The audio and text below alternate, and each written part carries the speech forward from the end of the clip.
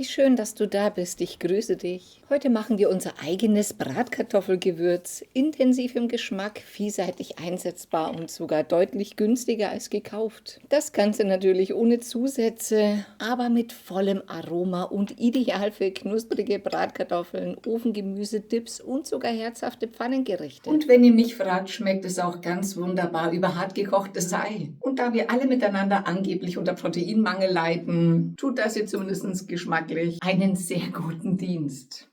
Hauptsache lecker ist es. Wir verwenden erstmal bewusste, hochwertige Einzelgewürze, denn auch wenn die Anschaffung zunächst größer wirkt, lohnt sie sich langfristig auf jeden Fall. Und pro Anwendung auch deutlich günstiger als jegliche Fertigmischungen. Zudem behalten wir natürlich die absolute Kontrolle über die Qualität und die Inhaltsstoffe. Heute starten wir mal ganz bewusst mit einer hochwertigen Gewürz- bzw. Kaffeemühle. In die Mühle geben wir dann 10 Gramm Thymian. Sie ist preislich gut zugänglich und vielseitig einsetzbar für zahlreiche selbstgemachte Produkte, nicht nur für Gewürze und Kaffee. Und lassen diese ganz fein zermahlen. Meine verwendeten Produkte und das Arbeitsmaterial erlaube ich mir wie immer in die Infobox zu verlinken.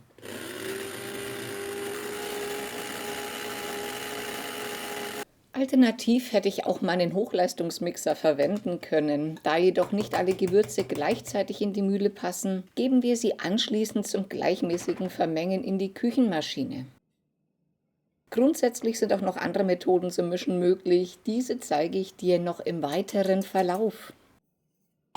Nun geht es heiter weiter und geben 20 Gramm Majoran in die Gewürzmühle. Er bringt eine leicht süßliche Kräuternote in die Mischung und harmonisiert besonders gut mit Kartoffelgerichten, Zwiebeln und Röstaromen.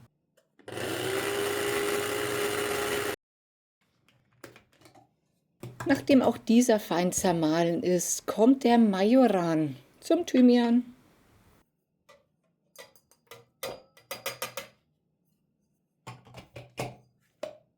Für den passenden herzhaften Geschmack gibt es dann 20 bis 30 Gramm Salz. Dieses ist natürlich rieselhilfefrei. Und auch 5 Gramm Vollrohrzucker. Dieser rundet dann den salzigen, eventuellen bitteren und auch herbe Noten ab. It's magic! Denn er gleicht ganz wunderbar intensive Gewürze aus. Dadurch wirkt einfach alles ein bisschen harmonischer und voller im Geschmack. Und auch diese beiden Zutaten werden ganz fein zermahlen und gesellen sich dann zu den restlichen Kräutern. Und bei Bratkartoffeln darf Kümmel natürlich nicht fehlen, und zwar 14 Gramm, genauso wie 2 bis 4 Gramm Senfkörner. Manch einer liebt es bei Bratkartoffeln auf den Kümmel zu beißen, deswegen liegt es an dir selber, ob du ihn klein gemahlen möchtest oder halb-halb belassen willst.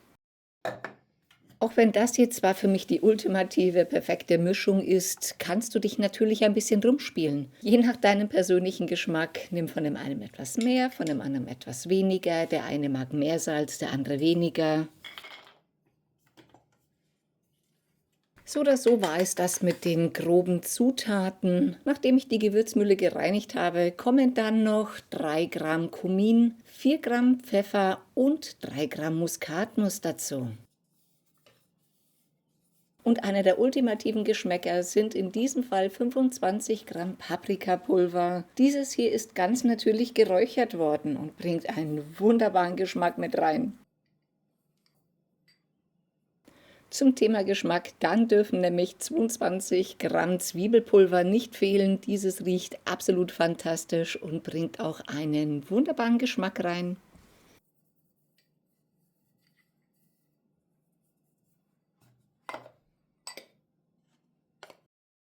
Nun gibt es wie gesagt mehrere Möglichkeiten, die Zutaten miteinander zu verbinden. Entweder über eine Küchenmaschine, so wie du es bei mir siehst, oder auch ganz klassisch, indem man durchrührt, oder auch über ein Sieb. Damit würde man auch jegliche gröbere Zutaten noch hinaussieben. Aber ich finde, das macht nichts, im Gegenteil, solange es nicht gerade ein Pfefferkorn ist. Wenn alles gut verbunden ist, lohnt sich hier durchaus eine Geruchsprobe zu machen, denn der Geruch ist atemberaubend. Ich liebe das. Selbstgemacht und ganzheitlich erleben, das sollte die Devise sein. Zum Abfüllen richten wir uns kleine Einmachgläser. Diese sind natürlich gründlich gereinigt.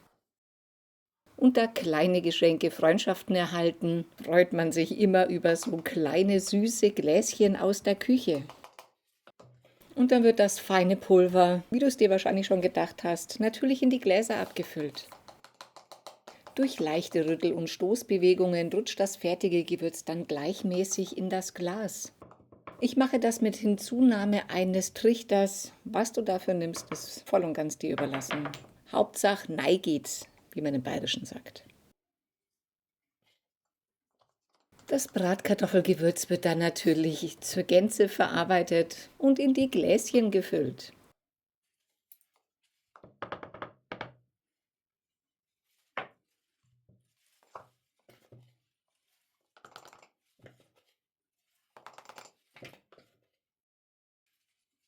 Hier kann man ruhig bis zum letzten Krümelchen das Gewürz abfüllen.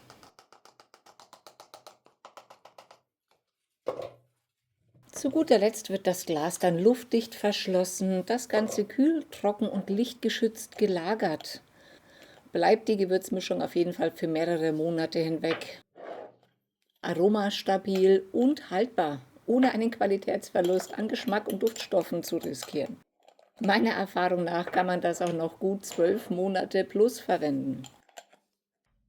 Eines noch zum Schluss, das mir sehr am Herzen liegt. Gerade bei trockenen Zutaten ist das Mindesthaltbarkeitsdatum häufig wenig aussagekräftig, denn es steht für erster Linie für die Garantie von Aromen, Farbe und Qualität, nicht für die tatsächliche Haltbarkeit. Bei trockener, kühler und lichtgeschützter Lagerung sind solche Produkte in der Regel deutlich über Jahre länger verwendbar. Entscheidend sind eigentlich immer der Geruch, Farbe und Geschmack, nicht das aufgedruckte Datum. Und ich persönlich finde es ehrlich gesagt ziemlich albern, dass selbst auf Salz ein Mindesthaltbarkeitsdatum steht, obwohl es seit Millionen von Jahren existiert. Naja, das darf jetzt jeder mal selbst für sich einordnen. Aber schreibt mir doch mal eure Meinung runter in die Kommentare. Ich freue mich drauf.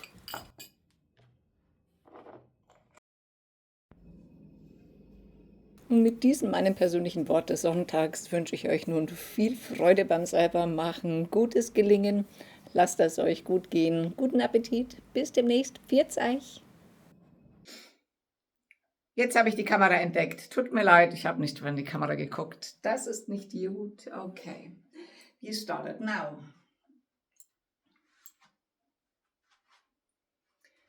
Und wenn ihr mich